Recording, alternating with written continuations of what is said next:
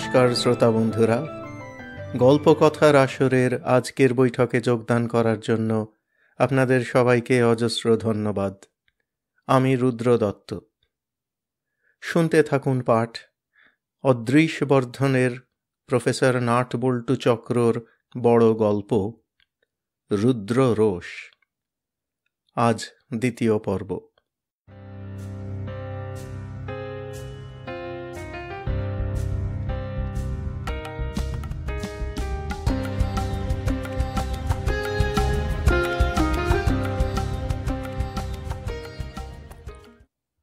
2. পাহাড়ে মৃতদেহ। চোতেনে আতিথ্য গ্রহণ করলাম। খুব খাতির যত্ন করল বৌদ্ধরা। দীননাথ, বরফের দেশে কেন সাধু সন্ন্যাসীরা থাকে, সাধন ভজন নিয়ে জীবন কাটিয়ে দেয়, তা ওখানে না গেলে বুঝতে পারবে না। মনটাই পাল্টে যায়। চোতেনে একদিন এক রাত থেকেই আমার মনের অবস্থাও হলো প্যাট্রিকের মতন। কি হবে কলকাতায় ফিরে? হাজার অশান্তি, আর ভালো লাগে না। লক্ষ সমস্যা থেকে দূরেই যদি থাকতে হয়, হিমালয়ের বুকে মনোরম এই পরিবেশে থেকে গেলেই তো হয়। মাত্র একদিন এক রাতেই মনের মধ্যে এই পরিবর্তনের রিমঝিম অনুরণন টের পেলাম। আর কদিন থাকলে হয়তো আর ফিরতামই না, থেকেই যেতাম চোতেনে। কিন্তু তার আগেই ঘটল নিয়তির নতুন খেলা। ভোরের দিকে আপেল বাগানে বেড়াচ্ছিলাম আর ভাবছিলাম বৌদ্ধদের কথা। ভারতবর্ষে বুদ্ধদেব মানুষকে বড় করে দেখেছিলেন, তিনি জাতি মানেননি। তাই এই চোতেনে সর্বধর্মের সমাদর। তাই প্যাট্রিকের মতো মানুষও বিবাগী হয়ে বাসা নিয়েছে এই ধর্ম মন্দিরে। কে জানে, আমার মতো বাউন্ডুলেও হয়তো শেষ পর্যন্ত নগাধিরাজের এই দেশে সত্যের সাধনায় কাটিয়ে দেবে শেষ জীবনটা। এইসব ভাবছি, এমন সময় কাঁধে হাত পড়ল। প্যাট্রিক পেছনে দাঁড়িয়ে, চোখ মুখ বিমল হাসিতে উদ্ভাসিত। বলল, কি ভাবছ শম্ভু দাস? বেশ আছো এখানে? তুমিও থাকবে যদি মন চায়। দিগন্ত বিস্তৃত পর্বত রাজ্যের দিকে উদাস চোখে তাকিয়ে রইলাম। জবাব দিলাম না। প্যাট্রিক বললে, এক কাজ করো, তোমার মন এখনো স্থির নয়, একটু ঘুরে এসো। হিমালয় তোমার মন স্থির করে দেবে। কোথায় যাব? লাঠি নিয়ে ঘুরে এসো পাহাড়ে পর্বতে, দেখে শেষ করতে পারবে না। আমি পথ চেয়ে বসে থাকব তোমার জন্যে। বুঝতে পারছি তোমার অবস্থা। বেড়ানোর নেশা, স্থির থাকতে পারছো না, তাই না? হ্যাঁ, প্যাট্রিক আমার মনের ঠিক তারে ঘা দিয়েছে। যাও শম্ভু দাস, বেরিয়ে এসো। দীননাথ রুকস্যাক ঝুলিয়ে নাল লাগানো 6 ফুট লম্বা লাঠি নিয়ে ফের শুরু করেছিলাম অভিযান। দুর্গমের অভিযাত্রী কখনো এক জায়গায় বসে থাকতে পারে না, পা চুলকোয়। আমিও বেঁচে গেলাম আবার পথশ্রমকে পেয়ে। শেরপাকে বিদায় করেছিলাম চোতেনে এসে, এবার তাই একাই বেরুলাম ট্রেকিং করতে। তোমার ধৈর্য বোধহয় ফুরিয়ে আসছে দীননাথ। পথের বর্ণনা দিতে লোভ হচ্ছে, কিন্তু তাহলে আসল কাহিনী আর বলা হবে না, তাই সংক্ষেপে সারছি। ফুলের পাহাড়, ফুলের উপত্যকা, ফুলের দেশ ছাড়িয়ে আবার বরফের রাজত্বে এসে পড়লাম 2 দিন পরে। রাতে গুহায় থাকি, স্লিপিং ব্যাগে শুই, দিনে হাঁটি। কোমর টন টন করে, কিন্তু কি আনন্দ যে পাই তা কাউকে বলে বোঝানো যায় না। তৃতীয় রাতটা একটা গুহায় কাটিয়ে ভোরবেলা বাইরে এসে দাঁড়ালাম। এখান থেকে চোতেন আর দেখা যাচ্ছে না। তাই ঠিক করলাম আর উত্তরে যাওয়া ঠিক হবে না, এবার বরং ফেরা যাক। এমন সময় পায়ের কাছে বরফের উপর চোখে পড়ল একটা অদ্ভুত ছাপ। ইয়েতি, রহস্যময় পর্বত মানব ইয়েতি। দীননাথ, ইয়েতির নাম কে না শুনেছে বলো? হিমালয়ের ওই লোমশ মানুষের চেহারা কেউ অবশ্য দেখেনি। পায়ের ছাপ বিস্তর পেয়েছে। অনেক কাহিনী শোনা গেছে হিমালয় ফেরত অভিযাত্রীদের মুখে। আমার পায়ের কাছে বরফের উপর বিচিত্র বিরাট পদচিহ্নটা দেখে প্রথমেই তাই ইয়েতির কথা ঝিলিক দিয়ে উঠল ব্রেনের মধ্যে। বরফের উপর আশ্চর্য এই পায়ের ছাপ কি তারই? পদচিহ্ন মনুষ্য পদচিহ্ন নয় মোটেই। আমার পায়ের ছাপ তো নয়ই। আমার পায়ে হাইকিং বুট, কিন্তু এই পা নগ্ন এবং আকারে প্রকাণ্ড। না, বাঁদরের পাও এ নয়। তবে কি কিংবদন্তির ইয়েতি গভীর রাতে এসেছিল গুহার দ্বারে, আমাকে নিদ্রিত দেখে বিদায় নিয়েছে গুহামুখ থেকেই? প্রবল কৌতূহলে আমার পা দুটো চঞ্চল হতে চাইল সেই মুহূর্তেই। বিচিত্র পদচিহ্ন নরম তুষারের ওপর দিয়ে নেমে গিয়েছে নিচের দিকে। মন স্থির করে ফেললাম, জিনিসপত্র গুছিয়ে নিয়ে তৎক্ষণাৎ পেছু নিলাম পায়ের ছাপের। নেশায় পেয়ে বসেছিল আমাকে। কত ঘন্টা যে পায়ের ছাপের পেছনে চড়াই উতরাই বেয়ে গিয়েছিলাম, সে হিসেব তোমাকে দিতে পারবো না। আশ্চর্য পদচিহ্ন চলেছে তো চলেইছে, শেষ যেন আর নেই, যেন আমাকে ভুলিয়ে টেনে নিয়ে চলেছে দুর্গমতর গিরিকন্দরে। বেশ বুঝছি, নেশায় ক্রমশ আচ্ছন্ন হয়ে আসছি, সময় জ্ঞান হারিয়ে ফেলছি, পথের হদিশও আর রাখছি না। তবুও ক্ষুধা তৃষ্ণা ভুলে হাঁটছি তো হাঁটছি। একটা জায়গায় তুষার ছাওয়া ঢাল বেয়ে পায়ের ছাপ নেমে গেছে নিচে হিমবাহের তলার দিকে। নিচের গভীর গিরিখাতের দিকে তাকিয়ে থমকে দাঁড়ালাম। আশপাশে মৌন শিখরগুলো ভ্রুকুটি করে চেয়ে আছে আমার দিকে। খাড়াই থেকে তুষার আর বরফের মহাকায় দানোর মতো স্তূপ ঝলছে নিচের দিকে। বাতাসে একটু আলোড়ন ঘটলেই সোজা ভেঙে পড়বে, নেমে আসবে নিচে। কথায় বলে, যেখানে বাঘের ভয় সেখানেই সন্ধ্যা হয়। আমারও হলো সেই অবস্থা। আচমকা দূরে কোথাও গুড়গুড় গুমগুম গর্জন, পরক্ষণেই উঠল তুষার ঝড়। পাহাড়ের চূড়ো আর নিচে মেঘের মধ্যে প্রচণ্ড মাতামাতি আরম্ভ হয়ে গেল। নিশ্চয়ই তুষার ধস নেমেছে দূরের কোনো পাহাড়ে। পাথরের বিরাট বিরাট চাঙড়, টিলা পাহাড়, গাছপালা সব ভেঙে চুরমার করে বরফ আর তুষারের প্রলয়ঙ্কর ধস উল্কা বেগে নামছে নিচের দিকে। আমার পা অবশ হয়ে এলো। হিমালয়ের এহেন রুদ্র মূর্তি কখনো দেখিনি। ঝড়ের ঝাপটায় দুলে উঠল সারা দেহ, তারপরেই পা হড়কে গেল আমার, অথবা পায়ের তলার বরফ ভেঙে ছিটকে গেল নিচে। তুষার ঢাকা ঢাল বেয়ে গড়িয়ে পড়তে লাগলো আমার দেহ। ক্রমশ বাড়তে লাগলো গতিবেগ, তীব্র থেকে তীব্রতর হতে লাগলো পতন বেগ। ধাক্কা খেতে খেতে, পাক খেতে খেতে দুরন্ত বেগে পড়তে লাগলাম নিচের দিকে। তুষারের বড় বড় স্তূপগুলো ঠিক এই সময়ে ভেঙে পড়ল মাথার উপর। কানের কাছে বাড়তে লাগলো হিমানি সম্প্রপাতের গুরুগম্ভীর গর্জন। আচ্ছন্ন অবস্থাতেও অনুভব করলাম তুষারের তলায় জীবন্ত সমাধি হতে চলেছে আমার এই নশ্বর দেহের।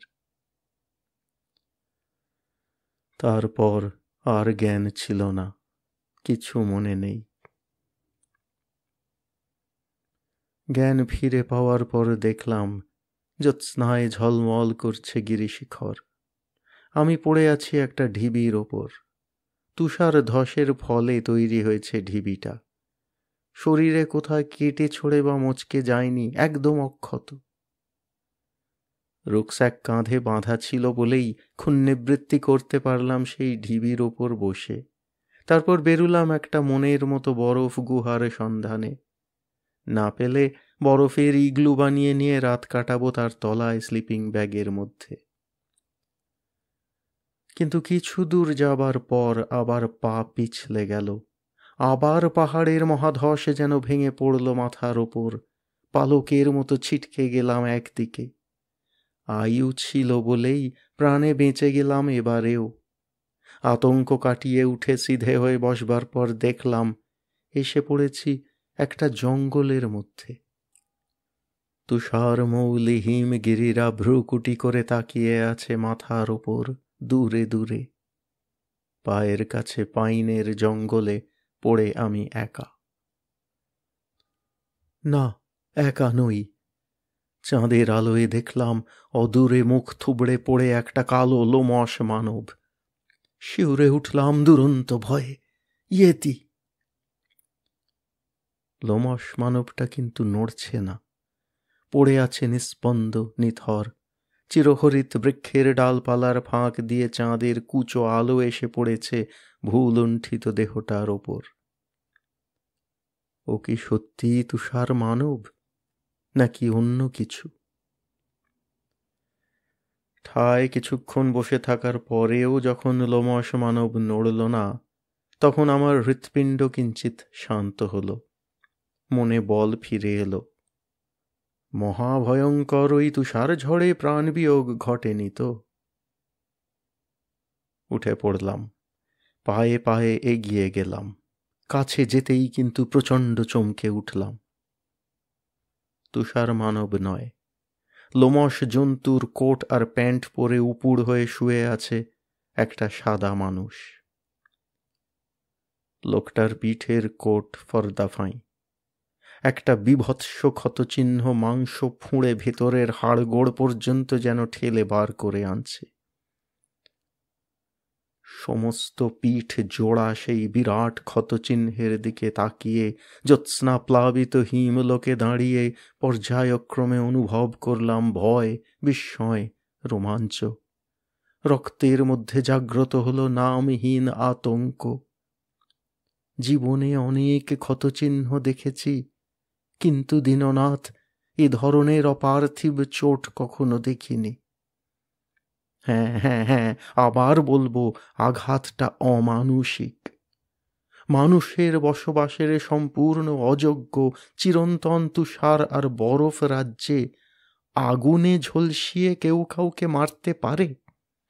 আগুন তো সভ্য মানুষের সৃষ্টি। আগুন কখনো বরফের রাজ্যে প্রাকৃতিক কারণে সৃষ্ট হতে পারে না। তবে এই হতভাগ্য মানুষটার পিঠের ক্ষতচিহ্ন এভাবে অগ্নিদগ্ধ কেন? কেন তাঁর বিকট ক্ষতচিহ্নের চারপাশের মাংস পুড়ে ঝলসে গিয়েছে, অথচ তার সারা দেহ পোড়েনি?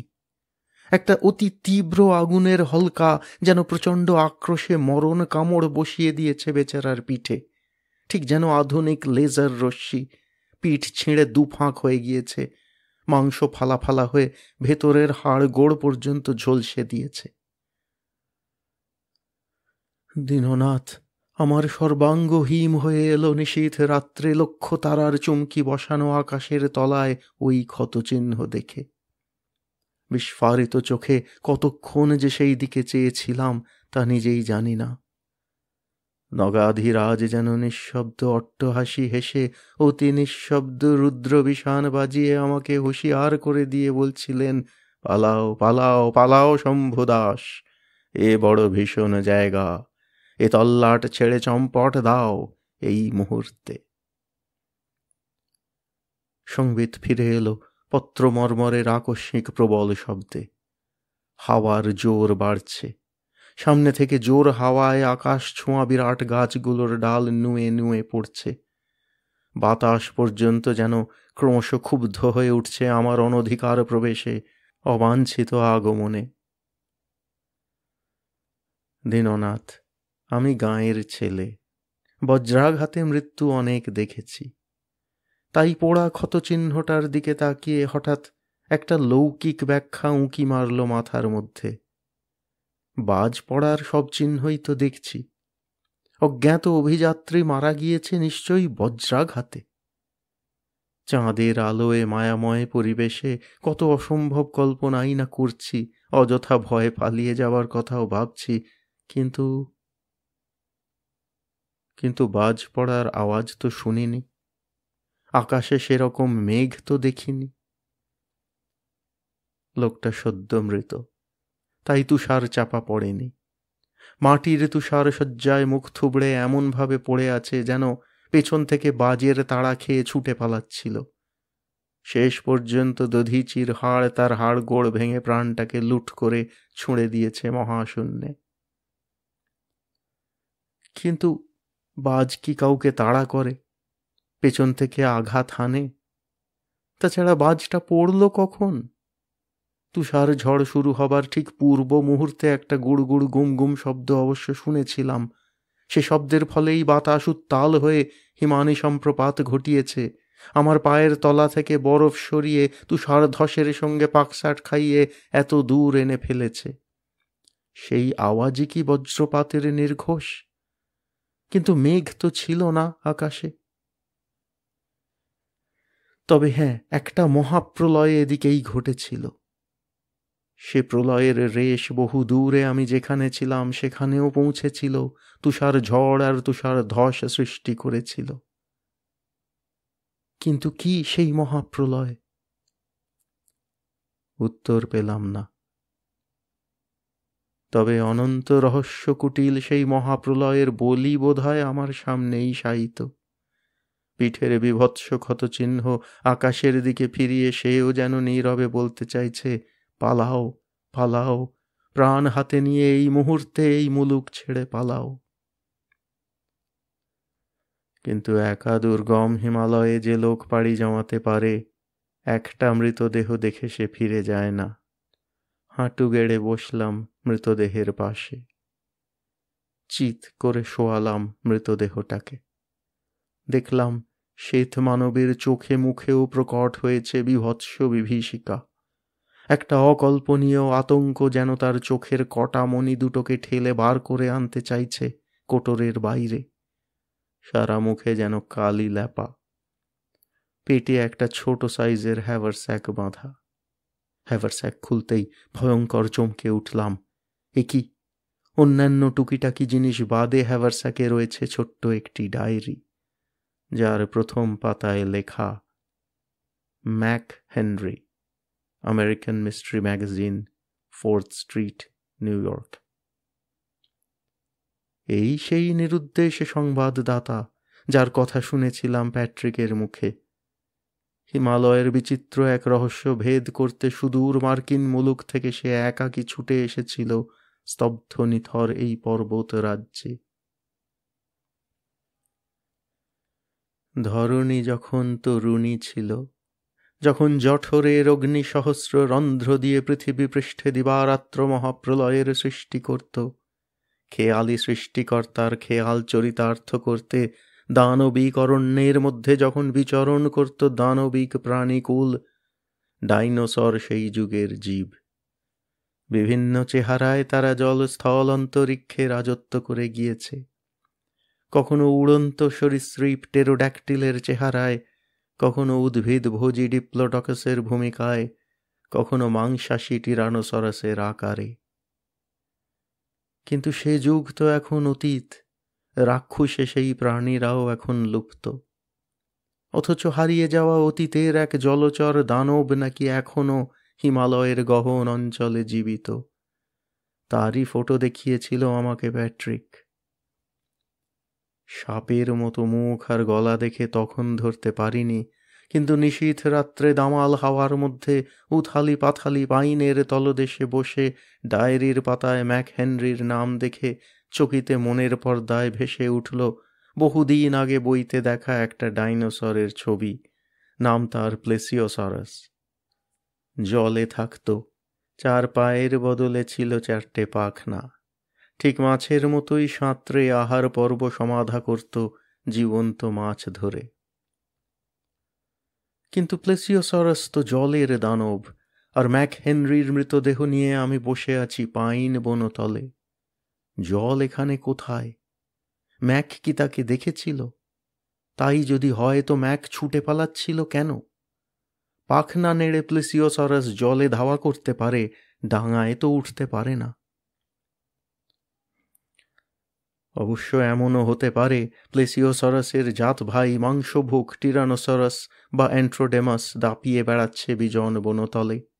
তাদেরই একজন নখর আঘাতে ছিন্ন ভিন্ন করেছে ম্যাক হেনরির পৃষ্ঠদেশ। কিন্তু ক্ষতস্থান পুড়ল কিভাবে? আগুন নিঃশ্বাসে? তবে কি চৈনিক উপকথার ড্র্যাগনও আছে, রহস্য থমথমে ঝঞ্ঝা উত্তাল এই অরণ্য প্রদেশে? ড্র্যাগনের নাক মুখ দিয়ে শুনেছি আগুনের ফোয়ারা ছোটে, যা পায় পুড়িয়ে ছারখার করে দেয়। বিমূঢ়ের মতো বসে রইলাম অনেকক্ষণ। তারপর মনে বল সঞ্চয় করে উঠে পড়লাম। নিঃসীম কৌতূহল নতুন শক্তির সঞ্চার করল দেহে মনে। ম্যাক হেনরির ক্যামেরা আর ডায়েরিটা আমার রুকস্যাকের মধ্যে নিয়ে পা বাড়ালাম যে দিক থেকে সে ছুটে আসছিল সেই দিকে। এক নাগাড়ে হাঁটলাম অনেকক্ষণ। মাথার ওপর ডালগুলো নুয়ে নুয়ে পড়তে লাগলো অদ্ভুত সেই ঝড়ে। আকাশে মেঘ নেই, অথচ ঝড় ধেয়ে চলেছে আমি যেদিকে যাচ্ছি সেই দিকে।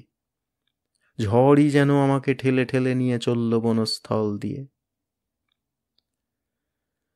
ভোর রাত নাগাদ পৌঁছলাম একটা বিশাল হ্রদের তীরে। হ্রদ তো নয়, যেন সমুদ্র। দূরে দূরে তুষার ছাওয়া পাহাড় দিয়ে ঘেরা বলেই বুঝলাম একটা বিরাট সরোবরের পাড়ে দাঁড়িয়ে আছি আমি।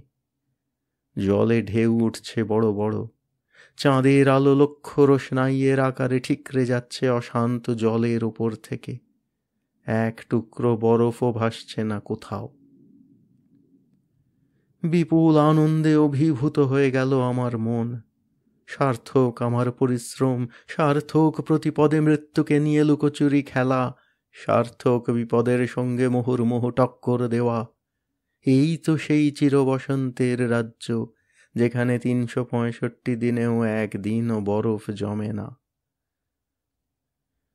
ভোরের আলো ফুটতেই হ্রদ প্রদক্ষিণ শুরু করলাম। সে যে কত বড় হ্রদ তা তোমাকে বলে বোঝাতে পারবো না দীননাথ। আন্দাজ করে বলতে পারি কম করেও 40 বর্গ মাইল এলাকা জুড়ে লম্বা আকারে বিস্তৃত সেই সুবিশাল সরোবরের তুল্য সরোবর হিমালয়ের অন্যত্র আজও আমি দেখিনি।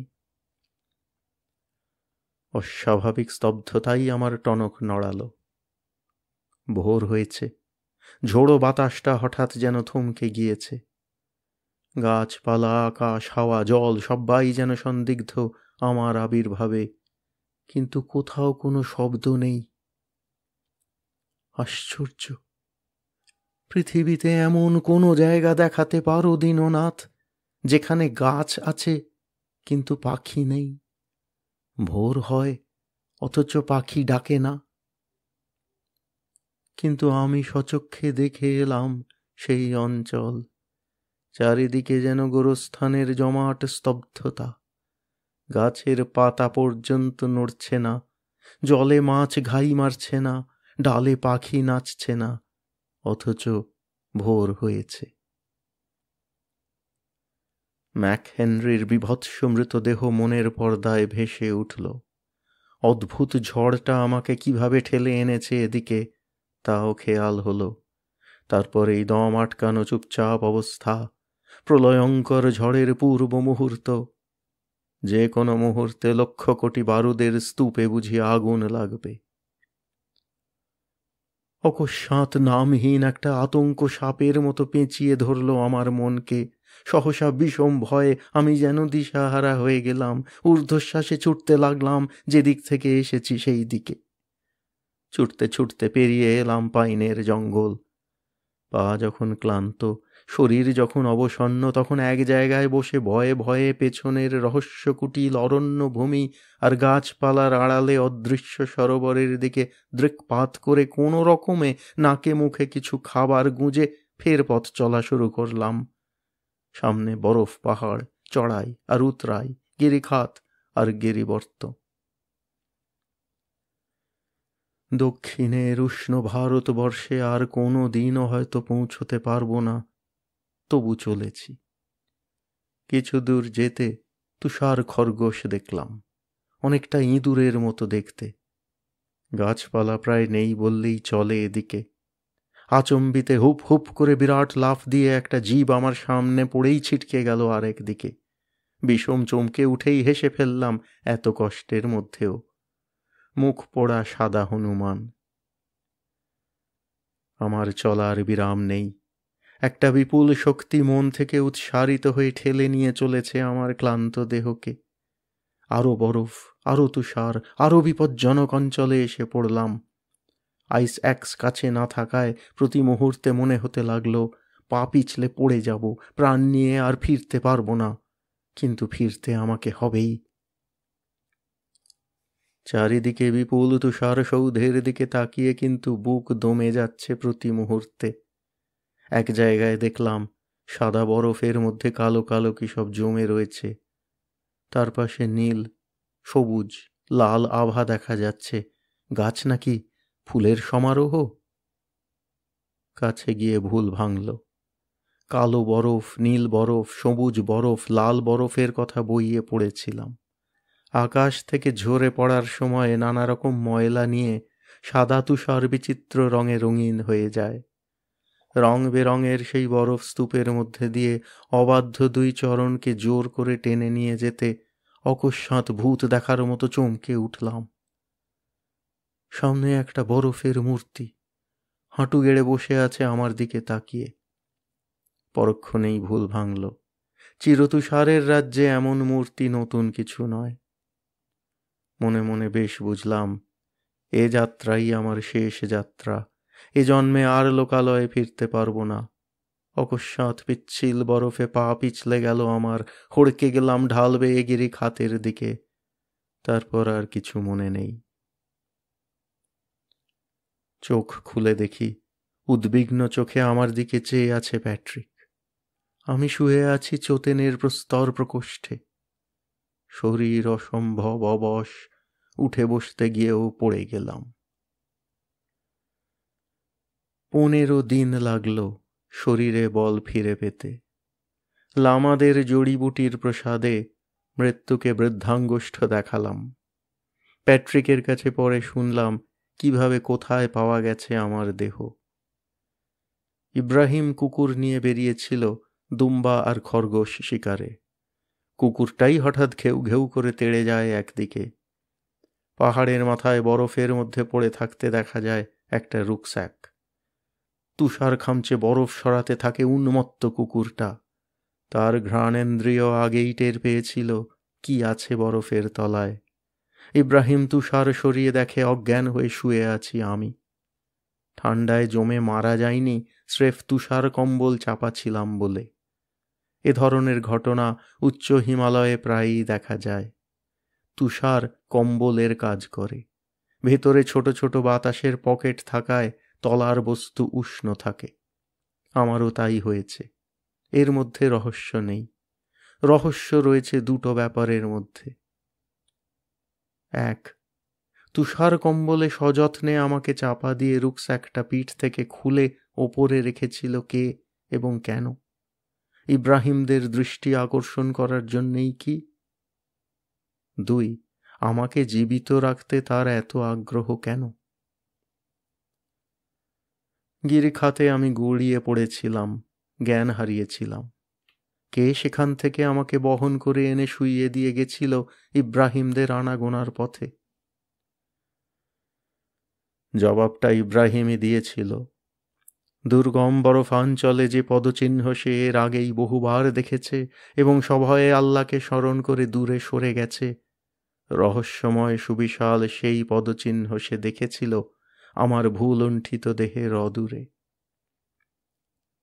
হ্যাঁ, পায়ের ছাপটা তুষার মানব ইয়েতির।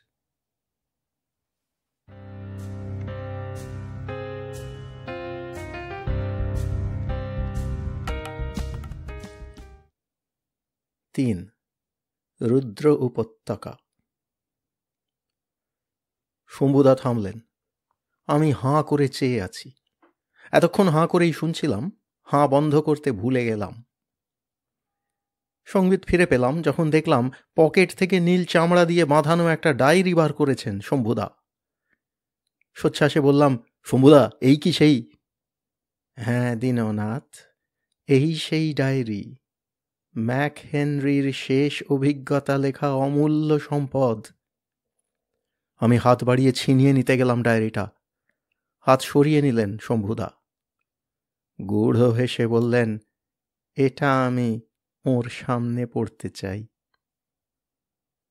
ওর সামনে মানে কার সামনে, সেটা আর ব্যাখ্যা করার দরকার হলো না। সাত সকালে শম্ভু দাস কেন বাড়ি বয়ে এই সুদীর্ঘ কাহিনী শোনাতে এসেছেন, এবার তা বুঝলাম। উঠে পড়ে বললাম, সেই ভালো, চলুন ওর সামনেই পড়া যাক। প্রফেসর নাটবল্টু চক্র সমস্ত শুনলেন, তারপর বললেন, খই দেখি ডায়েরিটা। এগিয়ে দিলেন শম্ভু দাস। প্রথম পাতা উল্টে ডায়েরিটা চোখের সামনে থেকে কিছুটা দূরে সরিয়ে নামটা পড়বার চেষ্টা করলেন প্রফেসর। তারপর বললেন, চশমা ছাড়া পড়া যাবে না। শম্ভু, তুমি বরং পড়ো। শম্ভুদা পড়তে শুরু করলেন। নিউ ইয়র্ক, 12ই ডিসেম্বর। ইন্ডিয়া থেকে জ্যাক ফেলডন এসেছে অদ্ভুত খবর নিয়ে। ও গিয়েছিল হিমালয়ে ট্রেকিং করতে। সঙ্গে ছিল ট্রেকিং ক্লাবের আরও অনেকে। বিপাশা নদীর উৎস খুঁজতে খুঁজতে রোটাং পাসের 600 ফুট ওপরে লেক দেখতে গেছিল। ওখানে এক সাধু বাবার কাছে একটা আশ্চর্য উপত্যকার বৃত্তান্ত পায়। হিমালয়ের গভীরে যেখানে 12 মাস বরফ জমে থাকে, সেখানে এই উপত্যকায় কখনো নাকি বরফ জমে না। চারিদিকে বরফের মাঝে জল টল টল করে এক সুবিশাল সরোবরে। কিন্তু সে জায়গায় যাওয়া নিরাপদ নয়। মুনি ঋষিরা পর্যন্ত সে তল্লাট এড়িয়ে চলে। শুনে ওরা ট্রেকিং করে গিয়েছিল সেই দিকে। সাধু বাবা মোটামুটি একটা দিক নির্দেশ করেছিল, বলেছিল সেই উপত্যকার নাম রুদ্র উপত্যকা। জ্যাক ফেলডন একা ফিরে এসেছে রুদ্র উপত্যকার কিনারা থেকে। দেখে এসেছে বিরাট পাইনের ঘন জঙ্গল। তার ওদিকে নাকি সুবিশাল লেক আছে, জল সেখানে কখনো জমে না। ওর বন্ধুরা গিয়েছিল, দেখেও এসেছে, ক্যামেরায় ছবিও তুলেছে। জ্যাক অসুস্থ এক অভিযাত্রীকে নিয়ে ব্যস্ত ছিল বলে নিজে যায়নি বলেই প্রাণে বেঁচে গেছে এবং প্রাণ নিয়েই পালিয়ে এসেছে।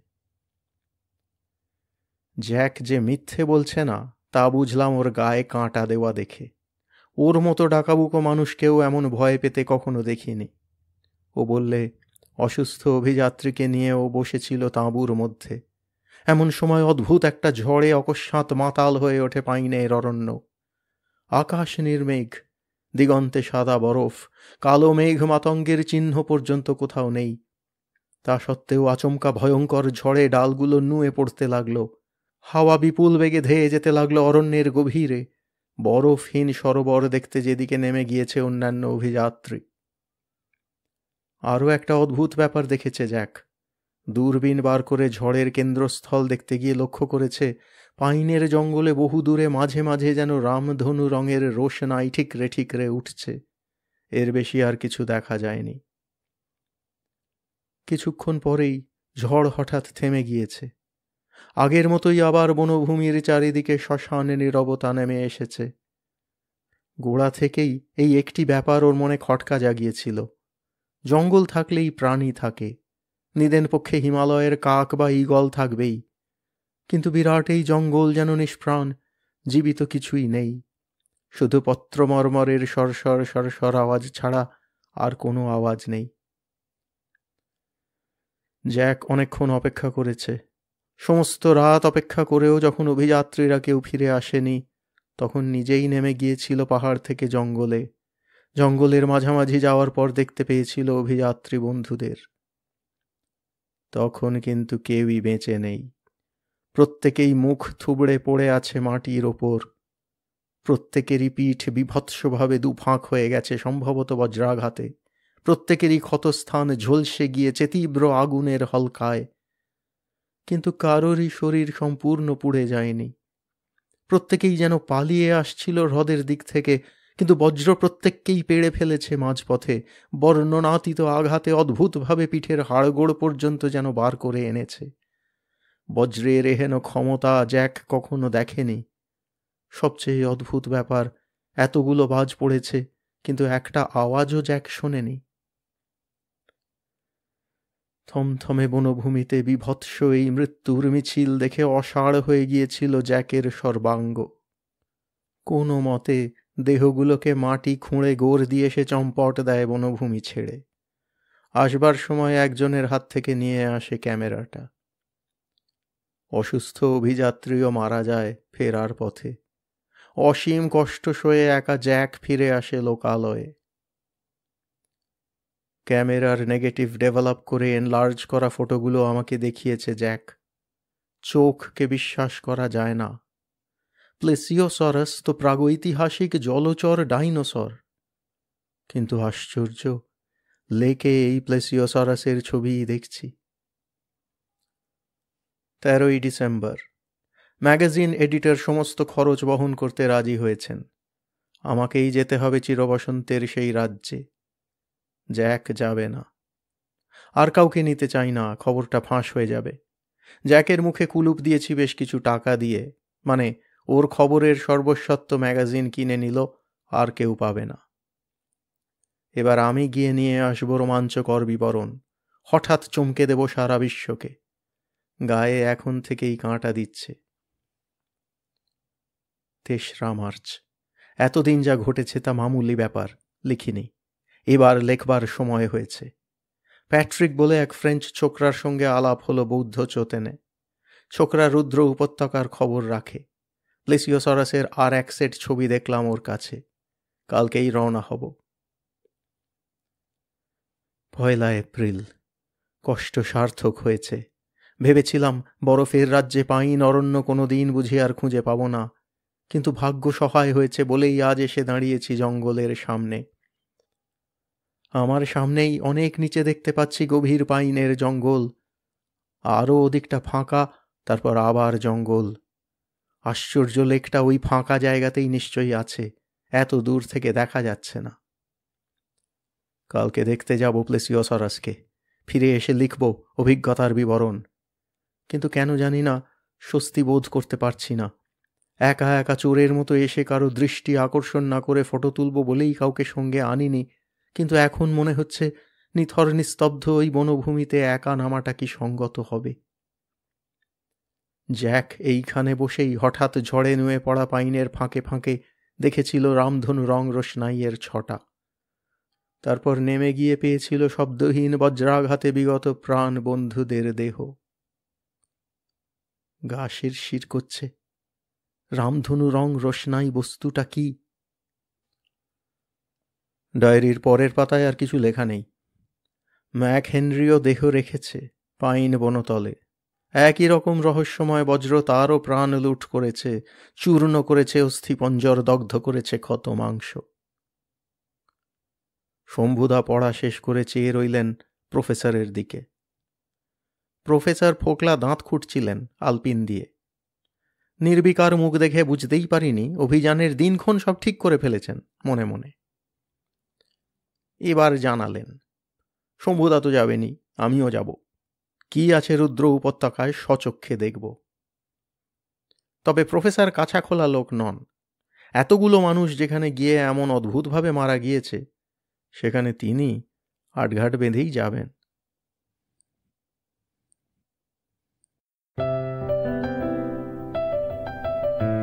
আপনাদের মতামত আমাদের জানাতে ভুলবেন না কিন্তু শ্রোতা বন্ধুরা।